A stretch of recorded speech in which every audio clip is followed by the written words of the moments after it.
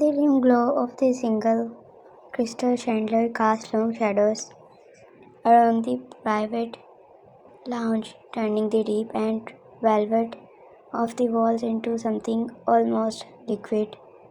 Jay sat in the high back chair like he owned the night itself, one long leg crossed over the other, a heavy tumbler of amber whiskey placed between tattooed fingers.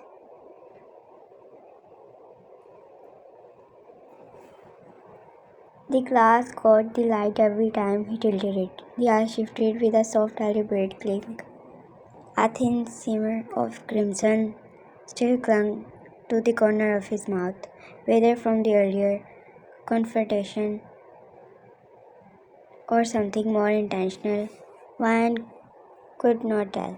His dark eyes never left her. She stood 5 paces away, spine rigid, the silver blade steady in her grip.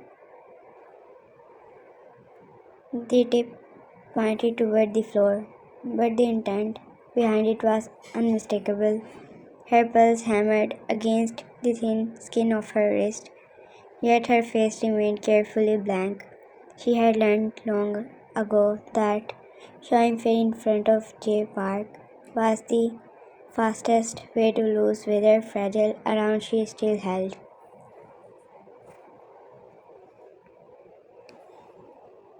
Jay's voice slid through the silence like silk over steel. Any other excuses, or are just afraid that you will melt once I come close to you? The words landed low and measured, carrying the kind of quiet certainty that made the air feel heavier. He did not raise his volume. He never needed to. The room itself seemed to lean closer to listen. One finger tightened around the hilt. The metal had grown warm from her palm. I made, not afraid of anything. A faint curve touched the corner of his mouth, not a quiet smile, more a private acknowledgement that she had walked straight into the trap he had laid. He set the glass down on the low table beside him with deliberate care, the sound of crystal against wood sharp in the hush.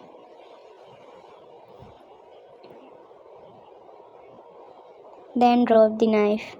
The command was soft, almost gentle, and somehow more dangerous for it.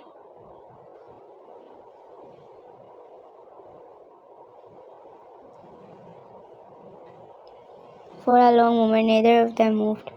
The distant pulse of music from the main floor of the club filtered through the walls, a muted reminder that the world continued outside this locked room.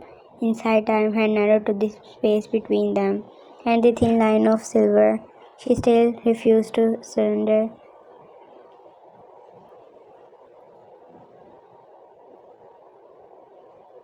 Jay rose in one fluid motion. He was taller than she remembered from their last encounter, or perhaps the darkness simply made him seem larger. The black silk of his shirt clung to the lean lines of his shoulders. The top 2 buttons were undone, revealing the faint edge of ink that curled along his collarbone. He took a single step forward. The distance between them shrank to 4 paces.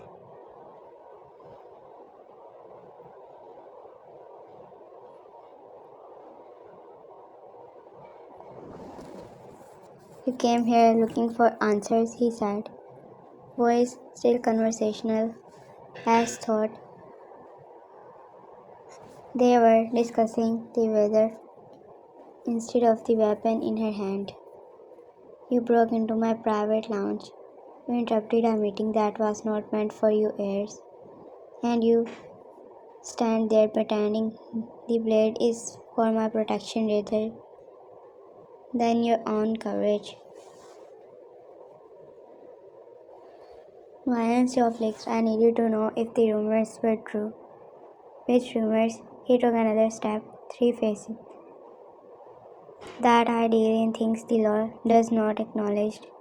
That the man who disappeared after crossing me to do so permanently, or the quieter ones, the ones that say I collect broken things and keep them until they forget they were ever whole. Her throat worked. She had heard all of this and worse. She had also heard the ones spoken in softer voices late at night. That once J. Park decided something belonged to him. No force on earth could take it back.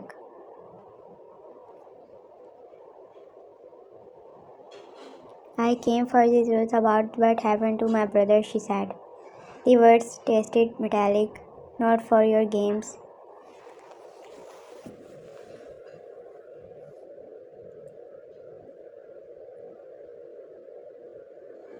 Dale's gaze dropped briefly to the knife, then returned to her face. Your brother made his own choices. He gambled with money that was never his, then tried to trade information that was never his to give. The consequences were inevitable. He paused, letting the statement settle. You already know this. You simply refuse to accept it. He was desperate. Desperation is not an excuse. It is vulnerability, and I do not traffic in vulnerabilities. I did not create another step, 2 paces now, close enough that she could smell the faint trace of his colon, something dark and expensive, threaded with the sharper bite of whiskey. You, however, you are different. Ryan lifted the knife of fraction, the tip rising to point toward his chest. Stay where you are. He stopped, but only because he chose to. His face between them felt charged, as thought. The air itself had become a third presence in the room. Jay's eyes moved over her face with unhurried thoughtfulness, cataloging the tension in her mouth, the slight tremor she could not quite hide in her free hand, the way her breathing had gone shallow.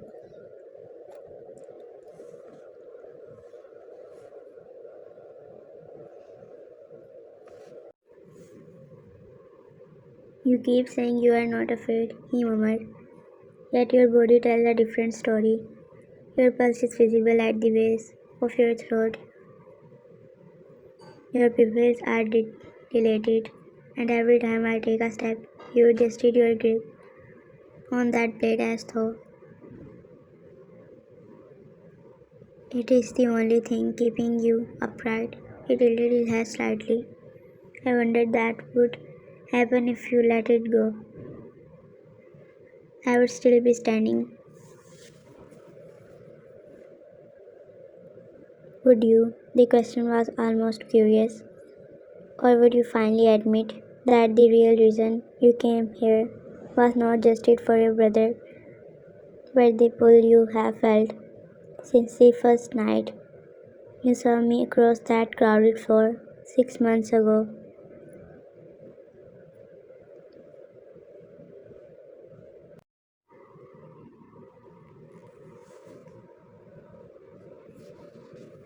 Heat crawled up the back of her neck. She hated that he knew, hated the accuracy with which he dissected the conflict she had tried so carefully to bury. Yes, she had come for answers about her brother, but the moment she had stepped into his room and found Jay waiting, as though he had expected her all along, something older and far more dangerous had risen to the surface.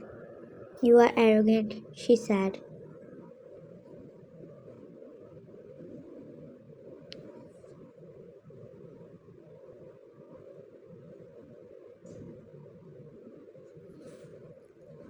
I am a servant. He took the final step, one face close enough that if she lunged, the knife would reach him before he could retreat, close enough that she could see the faint scar that cut through his left eyebrow. Even the public never photographed dropped the knife when her name in his mouth felt like a brand. She did not drop it. Jay's hand rose slowly, giving her every chance to react. When she remained frozen, his finger closed around her wrist, not hard enough to burst, but firm enough that escape became theoretical. His thumb pressed lightly against the rapid flutter of her pulse.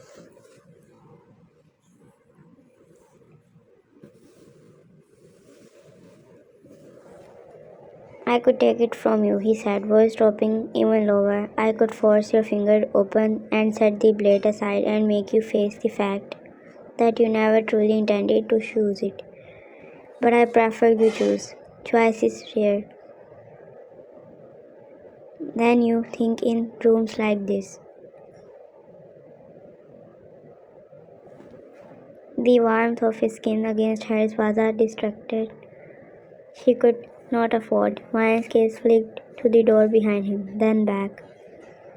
There was no exit that did not require going through him.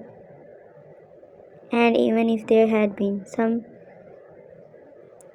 treacherous part of her no longer wanted one.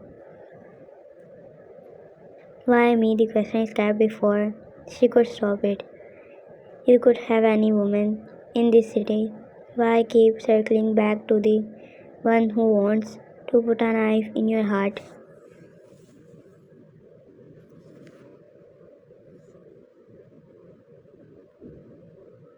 Something dark and pleased flickered in his eyes, because most women want the idea of me, the power, the money, the danger they can taste from a safe distance. You want the truth from me, even when it terrifies you. You came here armed because you refuse to be another pretty thing that breaks under pressure. That refusal is the most interesting thing I have encountered in a very long time. His free hand rose and brushed a strand of hair from her cheek. The touch was almost gentle. It should not have felt like a threat. It did.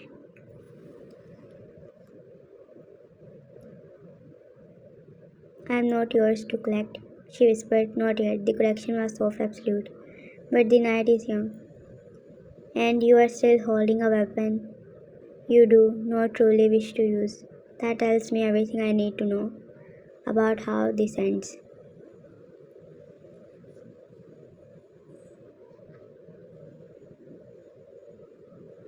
Vine's breath caught. She could feel the exact moment her resolve began to fracture, not from fear, but from the slow, inevitable recognition that fighting him had become its own form of surrender. The knife suddenly felt heavier, the handle slipped against her palm. Jay leaned in, close enough that his next words brushed against her ear. Drop it. For 3 heartbeats she held on.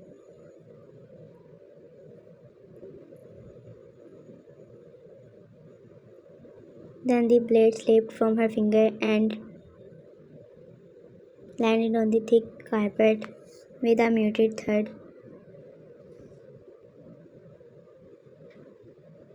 The sound seemed to release something in the room. Jay's grip on her wrist loosened, but he did not step back.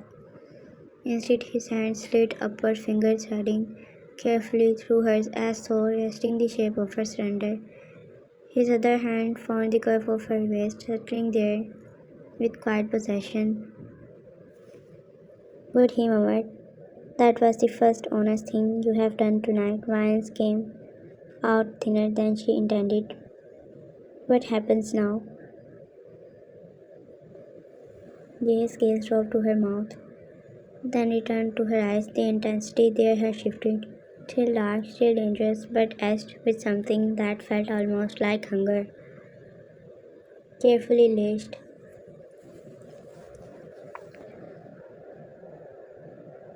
"Now," he said, "we stop pretending this is only about your brother. We stop pretending the knife was ever meant for me.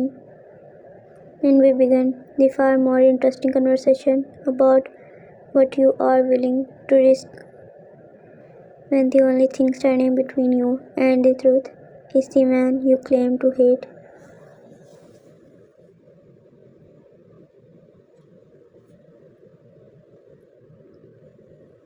His thumb traced a slow arc against the inside of her wrist, feeling the way her pulse jumped under the touch.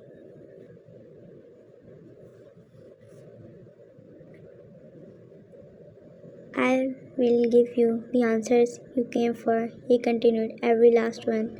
But they cost you not money, not favors, something far more personal." He leaned closer still, until the space between their mouths were measured in breaths rather than inches, "and you prepared to pay it."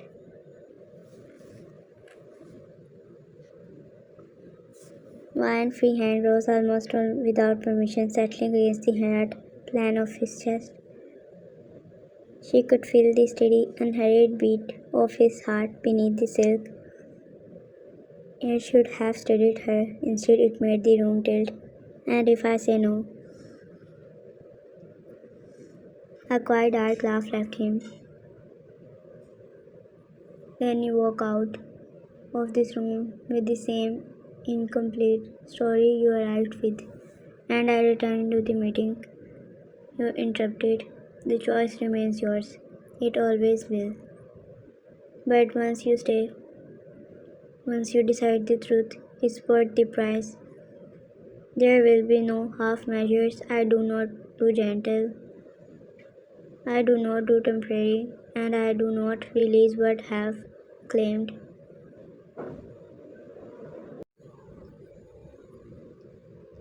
The weight of the promise settled between them like a living thing. Vian's mind raced through every warning she had ever heard, every rational reason to pull away and run. None of them were loud enough to drown out the low, insistent pull that had brought her here in the first place. She met his eyes and did not look away. "I want the truth," she said. Their expression did not change, but something in the air around them seemed to tighten, as though the room itself had exhaled in recognition.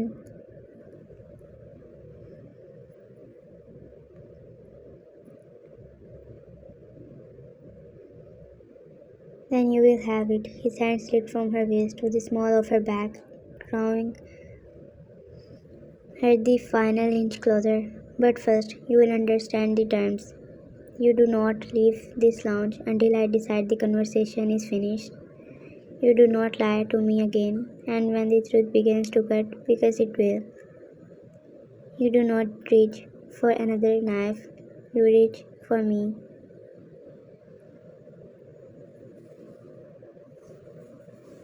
The last sentence was spoken against the edge of her jaw, low enough that only she could hear it. A shiver moved through her despite the heat of the room. Ryan's finger cut into the fabric of his shirt. "And what do you reach for?" Jay's answer came without hesitation. "Everything you try to keep hidden, every excuses, every wall, every version of yourself you believe is too damaged or too dangerous to offer. I will take them all, and when there is nothing left but the truth of you standing in front of me, then we will see whether you melt or whether you burn."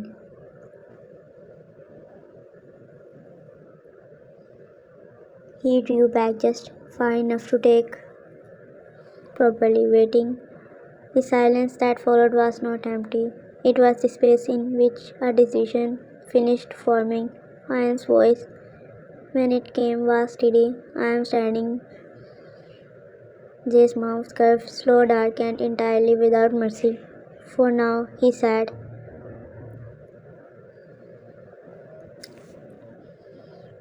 Then he carried her toward the chair he had vacated, the one that faced the locked door and the long strength of night. Still waiting beyond it, the knife remained there. It had fallen, forgotten, on the carpet between them.